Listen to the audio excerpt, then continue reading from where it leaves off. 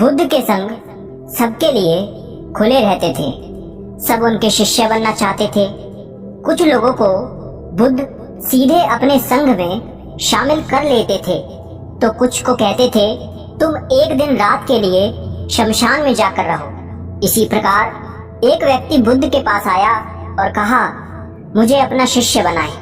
बुद्ध ने उस व्यक्ति से कहा, तुम्हें मेरा शिष्य बनने के लिए एक दिन पूरा शमशान में बिताना होगा और तुम वहां जो भी सीखोगे मुझे आकर बताना होगा। उसके बाद ही तुम संघ में शामिल हो पाओगे। वो व्यक्ति ये सुन घबरा गया। उसने बुद्ध से कहा, दिन में तो ठीक है, लेकिन रात में शमशान में रहना खतरनाक है। बुद्ध ने कहा, कैसा खतरा?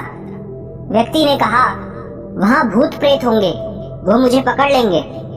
बुद्ध ने कहा, क्या तुमने भूत प्रेत देखे हैं? व्यक्ति ने कहा, नहीं, पर मैंने सुना बहुत है और कुछ लोगों को देखा है जिनमें भूत आ जाते हैं।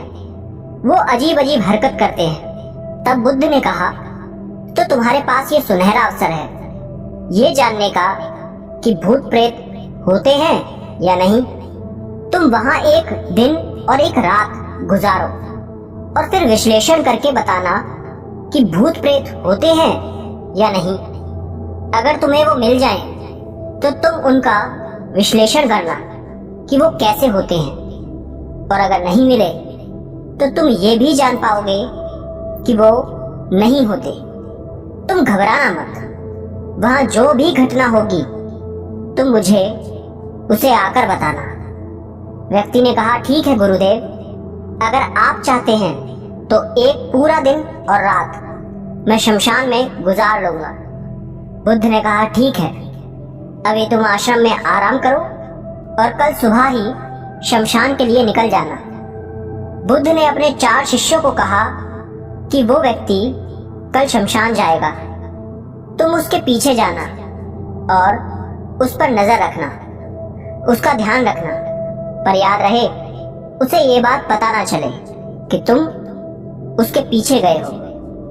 अगले दिन वो व्यक्ति बुद्ध के पास गया और बोला, जैसा आपने कहा था मैं शमशान के लिए निकल रहा हूं। बुद्ध ने उस व्यक्ति से कहा, ठीक है, अब तुम जा सकते हो। वो व्यक्ति शमशान गया। अगले दिन वो व्यक्ति बुद्ध के पास आया। बुद्ध उसे देख मुस्कुराए और बोले कि तुमने एक पूरा दिन पूरी रात वहां गुजारी, तुमने क्या देखा और सीखा? व्यक्ति ने कहा, मैं वहां सुबह सुबह गया।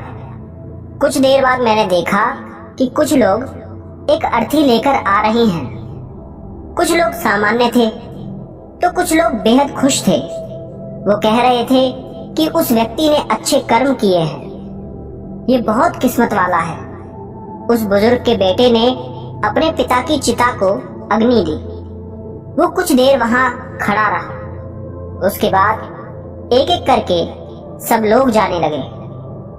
थोड़ी देर बाद वहां 2 और अर्थी आई, जिसमें एक अर्थी किसी अमीर व्यक्ति की थी जो बहुत सजी धजी थी।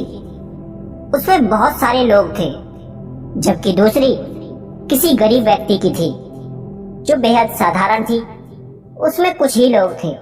अमीर व्यक्ति की चिता चंदन की लकड़ी पर जलाई गई, जबकि गरीब व्यक्ति की साधारण लकड़ी से। पहले अमीर व्यक्ति की चिता को जलाया गया क्योंकि वो अमीर था, जबकि बाद में गरीब व्यक्ति की। थोड़ी देर बाद दोनों व्यक्ति की चिता को जला दिया गया। उसके बाद सभी लोग वहां से चले गए, लेकिन मैं वहीं खड़े उसे देखता रहा। बुद्ध ने कहा, तुमने उनकी चिता को देख क्या समझा? व्यक्ति ने कहा, बुद्ध दोनों की चिता समान थी। दोनों के शरीर उस चिता में जल भी एक साथ रहे थे। उसके बाद दोनों उसमें जल गए।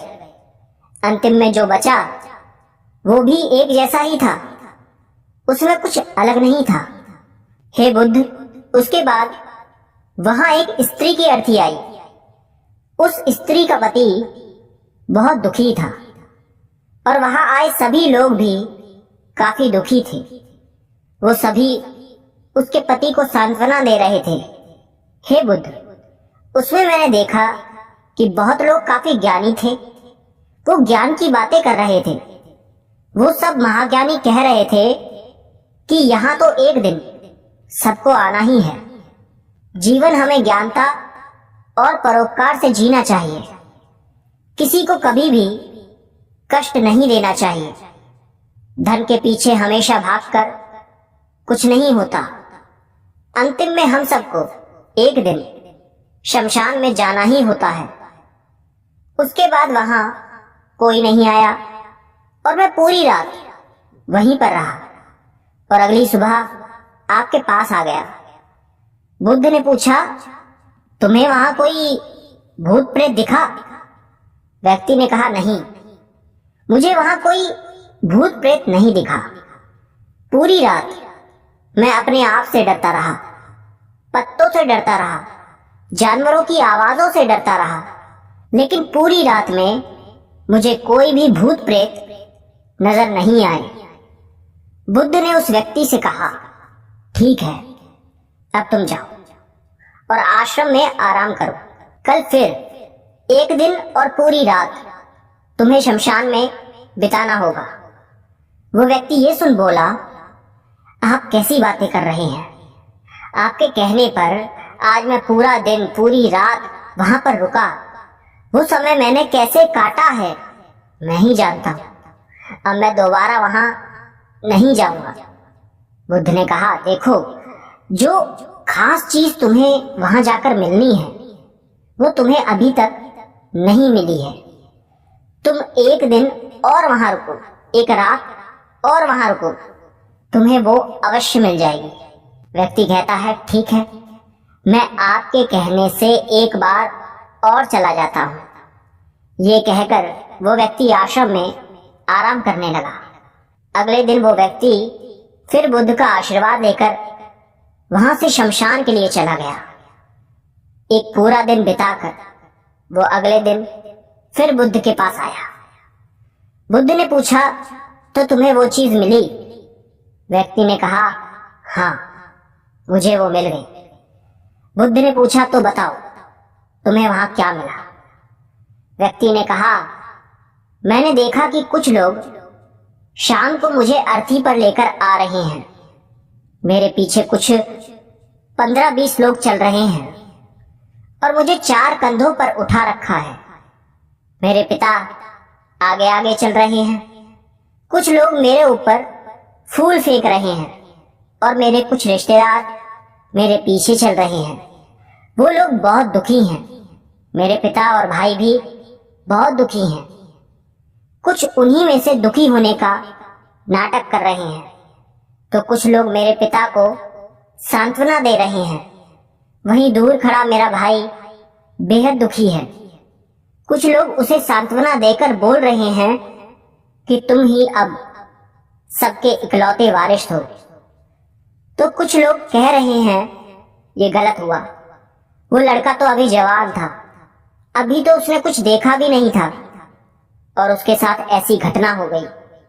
तभी मुझे अर्थी पर लेटा दिया गया और सारा क्रियाक्रम किया जाने लगा। मैं ये सब अर्थी पर लेटे देख रहा था।